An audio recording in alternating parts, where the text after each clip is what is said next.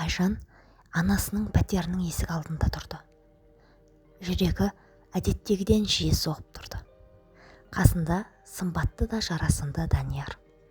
Оның туған үйінің табалдырығында тұруы Айжанның жүрегін бір түрлі толқыныс пен ерекше күтініспен толтырды. Қазір бір маңызды бетбұрыс сәт болатындай. Бүгін анасы алғаш рет оның сүйіктісін көрмек. Ал Айжан барынша бәрі мінсіз өтсін деп тіледі. Ол шашын түзеп, терең дем алып, қоңырау түймесін баспақ болды. Бірақ Данияр оның қолын ұстап, жігер беріп, өзі қоңырауды басты. 1 минуттан кейін есік ашылды. Есікте анасы тұрды. Келгендердің кім екенін бірден аңғара қоймаған. Айжанның жарқын жүзін және сәнді жігітті көргенде, анасының жүзі жылы жымиыспен нұрланды. Біраз сәт үнсіздік орнады. Әдетте өзіне сенімді Данияр сәл қысылып қалды. Ал анасы да оларды үйге қалай шақырарын бір сәт ойланып қалды. Бірақ сол қысқа толқу сәті жағдайға жылы шынайылық қосты. «Анашым, бұл Данияр. Есіңде ме? Мен саған айтқанмын ғой», деді Айжан. «Сәлеметсіз бе?» деп іле-шала сәлемдесті Данияр. «Өтінемін, балаларым», деді анасы өзіне келіп, шетке ығысып жол беріп. Олар ас үйге өтті. Үстелде хош иіс шығарып тұрған шәйнек пен енді ғана пештен шыққан әлі жылы шәй дайын еді. Бірақ қазір ешкімнің де тамақ туралы ойы болған жоқ. Толқу мен жақсы әсер қалдыруға деген құштарлықтан көзі жарқыраған Айжан орындықта Даниярға тығыла түсті. Одан демеу мен өз сезіміне сенімділік іздегендей. Әңгіме жеңіл басталды. Анасы өзіне тән сыпайылығы мен Даниярдың жұмысы мен қызығушылықтары жайлы сұрай бастады. Данияр өзін мінсіз ұстады. Ол өз ісі туралы сенімді сөйлеп, берік отбасы құрудың, үйдің жылулығын сақтаудың маңыздылығын айтты. Сондай-ақ олардың отбасылық әл-ауқаты ата-анасының еңбегімен келгенін айтып, үнемшілдік пен қаржыны дұрыс жоспарлаудың қадірін атап өтті.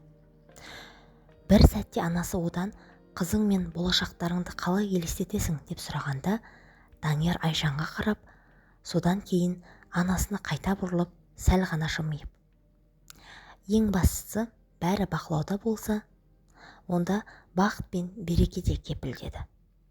Айжан көзін одан алмады. Ол оның әр сөзін іліп алып, басын изеп отырды. Ал Данияр бір сәт ойланып қалса, Айжан әңгіменің үзіліп қалмауы үшін керек сөзді өзі қосып отырды. Ол бұл таныстық мінсіз өтсін деп бар күшін салды. Ал анасы болса қызының таңдауына ерекше әсерленгендей көрінді. Олар анасының үйінде көп болған жоқ, шамамен 1 сағаттай ғана. Себебі оларды киносеанс күтіп тұрған. Данияр қоштасып бірінші болып шығып, көлікке қарай бет алды. Айжан дәлізде сәл бөгеліп анасын құшақтады. Анасының жүзінде сәл абыржу байқалды. Әдеттегі шырайлы көңілінің орнын бір терең ой басқан еді. Айжан анасының бетінен сүйіп, жүрегі лүпілдеп: «Қалай, анашым, жақсы ғой, ә?» деп сыбырлады. Анасы баяу дем шығарып, қызының қолынан сипап: «Тыңдашы, қызым, ол саған лайық емес», деді сабырлы, бірақ мұңды үнмен. Сол кеште Айжан мен анасы ас үйге қатар отырып қалды. Олар әдеттегідей бал қосылған шәй ішіп отыр еді. Бірақ бұл жолы араларында ауыр үнсіздік ілініп тұрды. Тәрелкелерде жартылай желінген тағам қалды. Айжанның көңіл күйін анасының сөзі бұзып кеткен. Ол сол айтылған сөздерді ұмыта алмай отырды.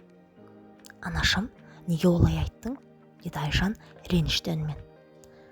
«Данияр ғой, сондай жақсы, білімді, ақылды, қамқор, болашағын ойлайды. Саған не ұнамай қалды?» Анасы терең дем алып, кесесін үстелге қойды. Қызын мейіріммен, бірақ әлде бір түсініксіз мұңмен қарады. «Айжан, қызым, деді ол кешірім сұрағандай жұмсақ үнмен. Қалай түсіндірерімді білмеймін, бірақ ішім біртүрлі. Жүрегім оған жылымай тұр. Бір салқындық бар сияқты, соны сеземін. Салқындық? Деп Айжан қабағын түйді. Анашым, ол жай ғана байсалды адам ғой, бос әңгіме айтпайды. Түсінем қызым, сен ғашықсың, деді анасы алысты көздей қарап. Бірақ сен маған, сенші, аналық жүрек сирекке қателеседі. Сен бұлай өмірді елестетпеп едің, білем. Өтінемін, алдымен ойланып ал, асықпа, кейін қайтаруға болмайтын қателік жасама. Бұл сөздер Айжанның ашуын одан сайын қосырды. Ол өзін түсінбегендей, ал сезімін бағаламағандай сезінді. Мен өзіме не керек екенін білем. Барлығын өзім шешем, деді ол орнынан атып тұрып, көзі от шашып. Егер білгің келсе, біз ертең Даниярдың ата-анасымен танысуға олардың саяжайына барамыз. Бәрі тамаша болады, өзің де көресің. Анасы әлсіз ғана жымиып, үнсіз басын шайқады. Бірақ жүзінде мұңның ізі анық еді. Айжан өзін қатты ренжіген әрі әділетсіз айыпталғандай сезініп, орнынан тұрды да ас үйден ашуланып шығып кетті. Бір минуттан кейін оның бөлмесінің есігі сарт етіп жабылғанын естілді. Анасы үнсіз қалды. Ол жалғыз отырып, көзі жартылай желінген тамаққа, ал жүрегінде ауыр аналық уайым тығылып тұрды. Таң күлімдеп атты. Күн шуақты еді. Тамаша күн болайын деп тұрды. Ұйқысынан тұрған Айжан анасының айтқан сөздерін есіне алмады. Бәлкім тереңге көміп тастаған да шығар. Бүгінгі маңызды күнін бұзбас үшін. Оның жүрегінде нық сенім бар еді. Данияр дәл сол адам. Онымен өмірін байланыстыруға лайық екенін дәлелдемек болды. Айжан шашын ұқыптап түзеді. Жеңіл макияж жасап, мінсіз көрінуге тырысты. Үйден шыққанда ол аулада көлігінің қасына сүйеніп тұрған Даниярды көрді. Оның жүзі қуаныш пен күтініске толы еді. Олар қала сыртындағы жолға шықты. Тамыздың алтын сәулесі айналаны нұрға бөлеп, жол жиегіндегі алқаптар сарғайған бидаймен толып тұрды. Ал үстінде шексіз көк аспан. Жол оларды қала у-шуынан алыс Даниярдың ата-анасының саяжайына апарып бара жатты. Айжан бар ойынан күдікті қуып, тек жақсыны ойлауға тырысты. Ол бәрін елестетті. Жаңа туыстарының жылы қарсы алуын, көңілді демалысты және кейін анасына күлімдеп, көрдің бе, сен қателескенсің деп айтатын сәтті. Данияр көлікті сабырмен әрі сенімді айдап келе жатты. Екеуі көп сөйлеспеді, бірақ бір сәтте ол басын сәл бұрып, ескерткендей жұмсақ жымиып. Тыңдашы Айжан, менің ата-анам, білесің бе, өте ұқыпты адамдар. Саяжайда бәрі қатал тәртіппен, барлығы мінсіз болуы керек деді. Ол аз кем үнсіз қалды да, маңызды нұсқау бергендей жалғастырды. Өтінемін, тек соқпақ жолдармен жүр. Білесің ғой, газонды таптамау үшін. Тағы бір нәрсе, егер бұталардан немесе ағаштардан бірдеңе жұлып алғың келсе, ондайды істеме. Олар өздері бәрін жуып дастарханға қояды. Бізде солай қабылданған. Айжан басын изеді. Ол бұл сөздерді тәртіпке үйренгені жасы үлкен адамдардың сүйкімді әдеті деп қабылдады. Өз отбасында бәрі қарапайым еді. Ал мұндағы ұқыптылық пен тәртіп жай ғана олардың дәулетті өмірінің белгісі сияқты көрінді. Бұл тіпті оны сүйсіндірді де. Міне, қандай адамдар, бәрі жинақы, бәрі өз орнында. Ол Данияр сипаттаған мінсіз саяжайды көруге асықты. Көлік асфальт жолдан бұрылып, топырақ жолмен жүріп келіп, биік темір қақпаның алдына тоқтады. Қақпаның ар жағында көз жеткенше созылған мінсіз бапталған бақ көрінді. Тақтайдан тегіс жолдарды бірде-бір қоқым, бірде-бір түскен жапырақ жоқ. Тіпті көгалдағы шөптің биіктігі де бірдей, сірә қайшымен қиғандай. Аумаққа кіргенде Айжан гүлдермен көмкерілген еңселі жазғы үйді көрді. Бәрі мінсіз, тіпті шынайылықтан да асып түскендей, бақ шаруашылығы журналының бетінен түскендей көрінді. Оларды әлде қашан күтіп тұрған екен. Даниярдың әкесі сарай маңында бір іспен айналысып жүрген, ал анасы үйдің қасында гүл суарып тұрды. Көлік тоқтай салысымен екеуі де істерін тастап қарсы беттеді. Тік жүрісті, жүзіне бедел мен салмақ дарыған егделеу ер адам Даниярдың әкесі. Және толықша үнемі жымиып жүретін әйел Даниярдың анасы бар еді. Олар жастарды жылы құшақтап, шын көңілмен амандасты. Жанна Болатқызы тынымсыз сөйлеп, даусы сыңғырлап тұрды. Бірақ Айжан оны тыңдай отырып бір түрлі салқындық сезінді. Әйел сырттай мейірімді, ашық сияқты, бірақ шынайы жылу байқалмады. Бұл шын ықыластың туған қонақжайлылықтан гөрі мінсіз ретке келтірген сыпайылық тәрізді көйді. Айжан Даниярдың ескертуіне есіне алып, барынша ұқыпты болуға тырысты. Тастан төселген жолдармен абайлап басып, жарқыраған гүлзарларға сүйсіне қарады. Бір сәтте де оның қолы бұтақтарды салбырап тұрған қызыл алмаларға да, айналада өскен, піскен жүзімге де созылған жоқ. Ал әкесі мен Данияр осы уақытта бақтағы жайқалған алма ағашының түбіне ауыр үймен үстел орнатып жатты. Анасы болса, үйден үздіксіз тамақ әкеліп, дастархан жайып жүрді. Жаңа піскен көкөністер, тәмді салаттар, үйдің тәттілері мен қуырылған еттің сүйкімді иісі аңқып тұрды. Жанна Болатқызы, көмектесейін бе, деді Айжан сыпайы түрде әйелдің тынымсыз жүргенін көріп. Ой, қойшы жаным, сен қонақсың ғой, деп Жанна Болатқызы қолын сәл сермеп күлімсіреді. Қонақтың міндеті демалу. Бар, Даниярмен барып біздің раушандарды тамашала.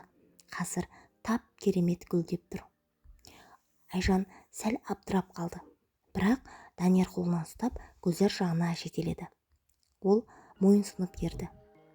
Сол сәтте қақпа жақтан күмәндана шыққан әлсіз тырсыл естілді. Даниярдың әкесі бұрылып қарады, қабағы сәл түйіліп кетті. Қақпа сыртында орта жастағы ер адам тұр еді. Сірә көршісі болар. Аяқ астынан келгендей. Бір аяғынан екіншісіне ауысып абдырап тұрды. Сәкен Нұрланұлы, кешіріңіз, мазалағаныма, деді көрші өтінген үнмен. Дөңгелегім түсіп қалды, қалаға жете алмай тұрмын. Насос бере тұрсаңыз, шиномонтажға дейін жеткізер едім. Жанна Болатқызы бұл сөзді естіп, мырс етіп жек көргендей танауын тыжырды да бұрылмастан. Әркімнің өзінікі болуы керек, көршілерден сұрап жүру ұят, деп тастай салды. Сәкен Нұрланұлы баяу қақпаға жақындап, даусын көтермей, бірақ суық үнмен. Естідің бе? Ал енді бара ғой, бізге демалуға кедергі келтірме, деді. Көрші көзі төмен түсіп, бірдеңе күбірлеп бұрылып кетті. Айжанның арқасынан мұздай леп жүгіріп өткендей болды. Ол не таңырқап үлгермеді, не түсініп те болған жоқ. Сол сәтте Данияр оның абыржу сезімін сезгендей қолынан жеңіл тартып, оны бақ ішіндегі әдемі өрнекті шырмауықпен көмкерілген айналаға жетеледі. Көп ұзамай дастархан дайын болды. Ата-анасы оларды шақырды. Айжан мен Данияр кең емен үстелге жайғасты. Үсті түрлі дәмнен қайысып тұр. Сәкен Нұрланұлы жайдары түрмен, қол қимылымен: Айжан қызым, міне, біздің қиярларды көрші, қытырлақ, шырынды, ал мына қызанақтар бірінен бірі өтеді. Ең бастысы ешқандай химиясыз, бәрі өз еңбегімізбен өскен. Әр жеміс біздің нәпақамыз, біздің еңбегіміз, деді мақтанышпен. Жанна Болатқызы сол баяғы жылмаң жымиысымен кеселерге хош иісті алма компотын құйып, табақтарға салат пен қуырылған еттен үлестіріп отырды. Иә, айналайын, деді Сәкен Нұрланұлы мақтанышпен. Мұның бәрін өз қолымызбен жасадық. Ешкімнен ештеңе сұраған жоқпыз. Ал біздің Данияр ең үздік күйеу бала. Сол үшін, балам, бізге берік бол. Сонда бәрі сені құрметтейді. Данияр Айжанның жанында үнсіз ғана отырып, сәл жымиып қана қойды. Әңгіме ата-анасының еншісінде еді. Тек анда-санда Айжанға көз тастап, оның реакциясын байқап қоятын. Сол көзқарас Айжанды сәл қобалжытты. Ол әңгімені жалғастырып, дастархандағы дәмнен ұсына отырып, саяжайдағы тәртіпке сүйсінгендей болды. Бірақ өзін аса жайлы сезіне алмады. Бәлкім бақ ішімен ескен салқын самал әсер еткен шығар. Әлде кешегі шешесінің айтқан сөзі жүрегіне шегеленіп, бұл отбасының шынайылығына күмән туғызған болар. Даниярдың өзі болса, жай ғана жымиып отырды. Сәл бейжайлау көрінді. Мүмкін олардың отбасында сезімді көпшіліктің көзінше білдіру әдет емес шығар, деп өзін жұбатты Айжан. Кенет Сәкен Нұрланұлы шанышқысын үстелге қойды. Көзі бақтың ана шетіне қадалып, кенеттен қызыққандай болды. Ол орнынан атып тұрып, «Күт, мен саған көрсетем!» деп баққа қарай жүгіріп кетті. Жасына қарамастан қимылы шапшаң еді. Үйдің қабырғасына ілінген ескі шүберекті іліп алып, бақтың ішіне сіңіп кетті. Айжан аң-таң күйде отырды. Не болғанын түсінбей, Данияр мен Жанна Болат қызына қарады. Бірақ дастархандағылардың ешқайсысы бұған мән берген жоқ. Екеуі жай барақат ас ішіп отыр. Айжан болса әлі түсінбей, салатты шанышқымен түрткілеп, не болып жатқанын ұға алмай отырды. Бат-бат бақтың тереңінен әлсіреген ысқырықтан кейін жұпыны үн естілді. Содан кейін жартылай тынымсыз жылау шықты. Айжан зәрезап күйге түсті. Данияр мен Жанна Болат қызы табақтарын тастап әуелі қарай қарады. Бір минуттан соң бұталардың ар жағынан Сәкен Нұрланұлы көрінді. Ол оралып келе жатты, және оның көрінісі Айжанды тірілетті. Бір қолында ол мықтап ұстап тұрған таяны болды. Ал екінші қолымен жұлқысып, шамамен 10 жасқа таяу қорқып қалған бала шымшығанып әкелінді. Баланың құлағы сәл қызарған, көздері жасқа толайды. Ол үкімі берілмей тырысып қалуға болмай, жатқандай жыбырлап жылады. Бірақ Сәкен Нұрланұлының қысысы темірдей еді. Оның жүзінде қатыгез бір масқара жымиыспен ойнаған. «Охо-хо, ұрынбай қалмайсың ба, ұрышаң бала», деп Сәкен Нұрланұлы балаларды үстелге жақын тарта отырып, қатты даусың бүккендей шыпшықтап айтты. «Жасырып қоямын деп ойладың ба? Қане көрсет, саған не бар мына қалтаңда?» Бала ұқпай сығыла кішірейіп, қалтасынан жамылып қорғауға тырысты. Бірақ Сәкен Нұрланұлы оны бежеңдеп шертіп жіберді. Жерге бірнеше піскен алтын сары алманың түстері төгілді. Бұған дейін тыныш отырған Жанна Болат қызы кенет жанданып кетті. Оның жүзі кең бірақ жағымсыз жымиысқа ұласты. «Қане Данияр?» дегенде ол баласына қарап бірден бастыра. «Сен болашақ отбасының басшысы емес пе? Мұнда кімнің қожайын екенін көрсетіп қой. Осындай ұсақ ермекшілермен қалай сөйлесуге болады? Өзге нәрсені тый. Ол бөтен нәрсені алуға болмайтынын өмір бойы түсінсін». Данияр бұйрық сияқты берілген сөзге бағынғандай дайын тұрып кетті. Оның жүзінде Айжан бұрыннан көрмеген бір бейне пайда болды.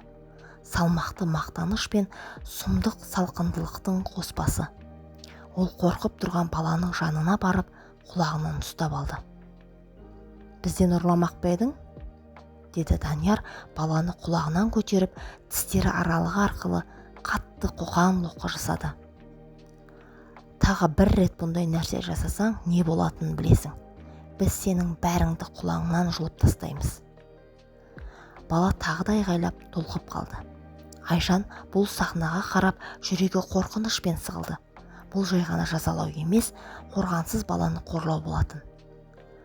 Данияр мен оның ата-аналарының көздері тек өнімін қорғайтын иемденушілік жалын ғана көрінді. Олардың көрінісі мен айтқандары сыпайылықтың артындағы қатыгез мүсіндей елес тудырды.